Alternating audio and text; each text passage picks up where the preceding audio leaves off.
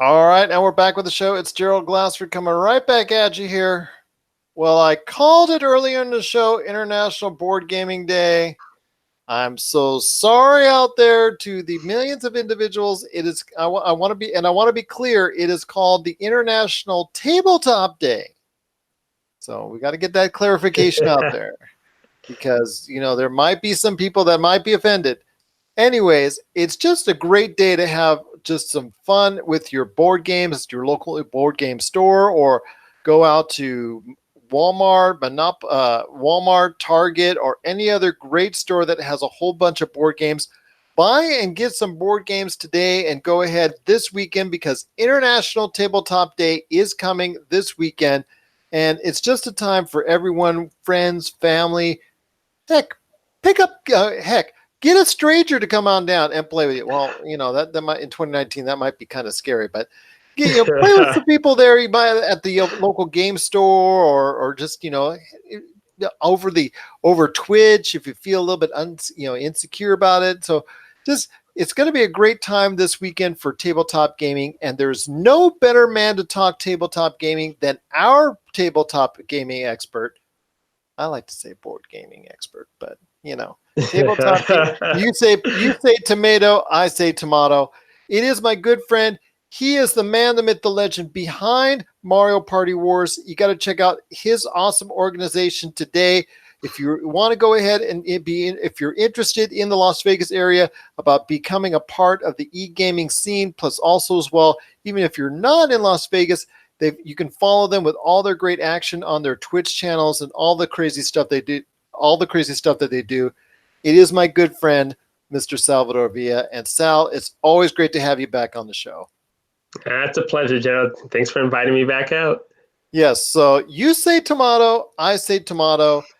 You say tomato, I say tomato. You say board gaming, I say tabletop. I say tabletop, you say board gaming. Let's get that all out of the way.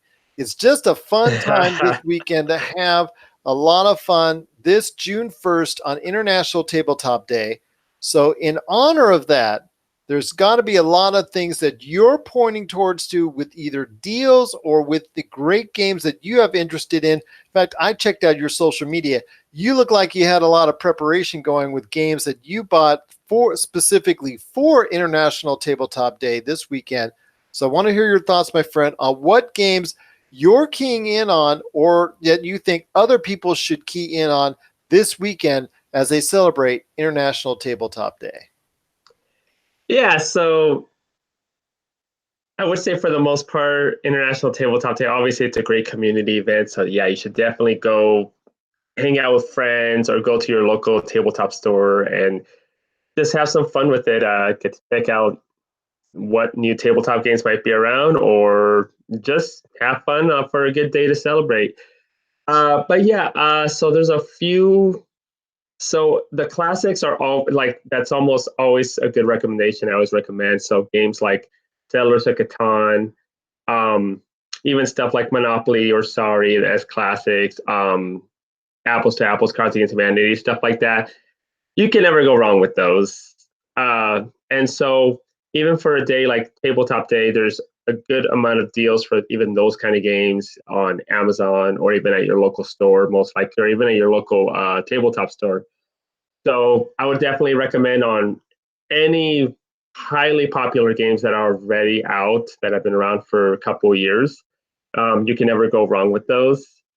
And then for this year alone, there were a few games I personally liked that I would definitely recommend picking up as they came out this year, and they're hot games to play right now.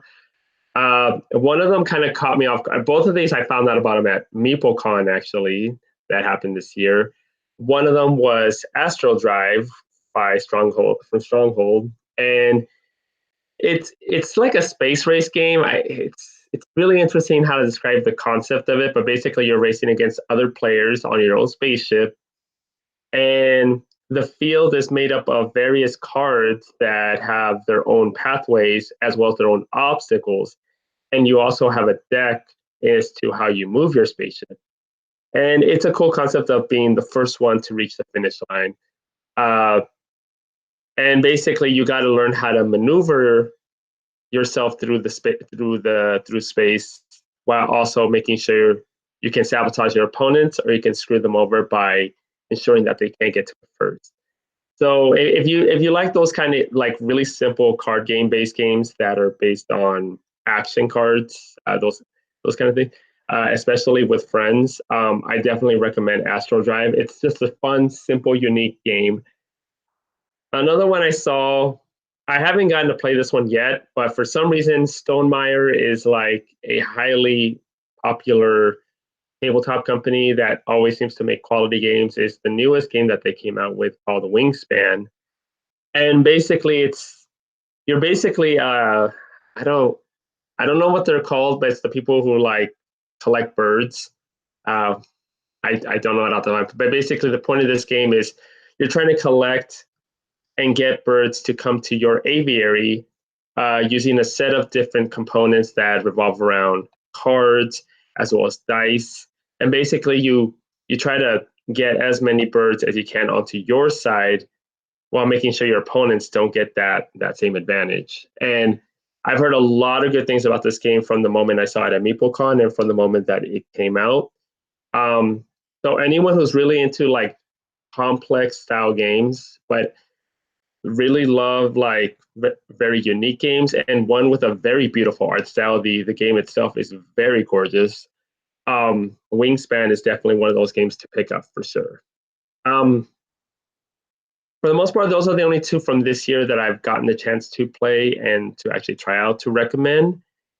But I mean, you can never go wrong with also games like one of my personal favorites is King of Tokyo. It's just a simple, straight up Godzilla, King of Monsters kind of game where. Funny how that works this time of the weekend.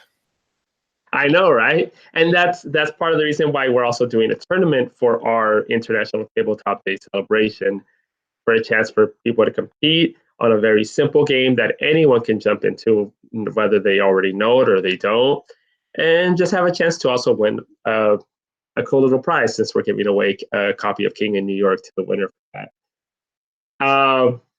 But along with that, those are another game I also recommend actually, and I just started getting into this game like again. Oh, I love this game, but I go in and out for some reason with it. Is Smash Up. It's a very simple deck building kind of game that's already pre-made for you, and basically the point of the game is to destroy bases, which are like cards on the field, using your decks. They all have their own unique abilities. There's like 20 to like no not even there's like 20 base faction sets, and then there's like a bunch of expansion faction sets that you can buy, that if you like anything from Halloween style decks to or factions to more traditional style like samurais and stuff like that, you can buy those as well. But it's just one of those like really cool, almost like trading card based games that is really simple to play. And it's really fun to play with your friends because for the most part, you're always trying to compete against one another, trying to sabotage each other, and just trying to earn all those points before they can reach their point sets before them. So Smash Up for anyone as well is a must-have for sure. Once again, I'm on with Salvador Villa. He is the man behind Mario Party Wars. If you want to hear thoughts about board gaming, plus also as well all the great things that they do, of course, a lot of Mario Party is involved when it concerns Mario Party Wars. You can check out all the crazy kids and what they're doing today at Mario Party Wars on Facebook. You follow them, and you'll be glad you did, especially if you're in the Las Vegas area. They run a lot of e-gaming tournaments, not only at the HyperX Arena here in town, but also as well at GameWorks and other great hotspots here in the area, including UNLV as well. So, tell you what, if you're really into the e-gaming scene in here in Las Vegas, or if you just want to follow the action and all that they do, check them out today, Mario Party Wars on Facebook. My friend, there's also a lot of great stuff going on with International Tabletop Day this weekend, but a lot of people can get into other board gaming types, whether it's the traditional Monopoly, whether it's traditional Sorry, or some of the old standbys. They don't need to be, sometimes people can be intimidated by some of the newer titles that are out there, like Oregon Trail and some of the others that have really captured the imagination so far in the past, 5-10 years that has been out. I mean, we talked about it before on Target, as far as what Target has, Walmart has, and some of the other board gaming staples where you can get. But there's also standbys in that are tried and true, which a lot of people like to get into, which are part of the board gaming scene. And I will start with Dungeons and Dragons. Dungeons and Dragons still, even to this day, is garnered a renaissance. A lot of people are getting into it, and with the association with Stranger Things, that could really get a lot of people more interested in the board gaming scene as well, especially when it relates to Dungeons and Dragons. Oh yeah, for sure. So yeah, RPG style games like Dungeons and Dragons, miniatures, Warhammer, those kind of games have kind of gained a lot of momentum. Yeah, specifically due to pop culture phenomenons like Stranger Things, of video games, among other things, and people who really like to tell stories or to create their own fantasies based off what they really enjoy can now get the opportunities through all these different kind of play styles of the RPG and like storytelling based style of games.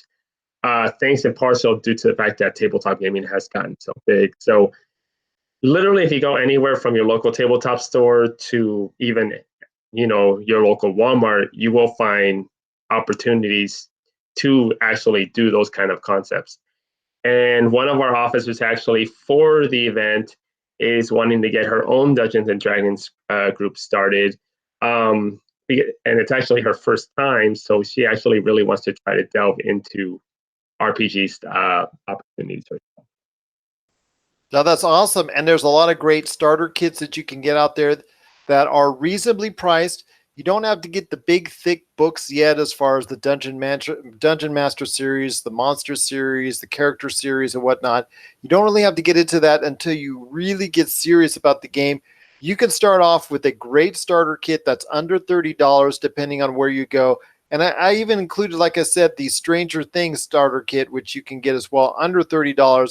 It'll get you started, get you in a party going as far as a nice 4 to 6 hour adventure to really get your feet wet into the Dungeons and Dragons. Or if you've been like me and haven't played Dungeons and Dragons in, well, I don't want to say millennia, but it was the last century since I played Dungeons and Dragons really to any extent. So if you really want to get into it or get back into Dungeons and Dragons again, now is a great time to do so because it is revamped, revitalized for a new generation, and a lot of people are definitely getting into it, whether or not you're into Stranger Things or the traditional Dungeons and Dragons as well.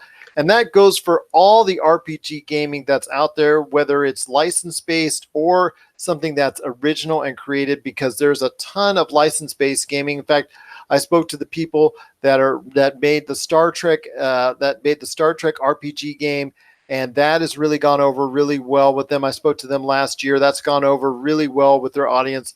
The Fallout series has their own RPG style game as well. So there's so many different type of licensed games that you can follow that are easily recognizable. But it all starts off with Dungeons and Dragons, and a lot of people. And actually, to add into that, if you are actually one of those people who maybe don't have the funds or maybe don't have the easiest opportunities to obtain things for RPGs, there are so many people now that are into it, and you can always ask them for advice, or you can ask them, maybe they can help you out with how to get started, or even there's also adventures that you can get free online as well.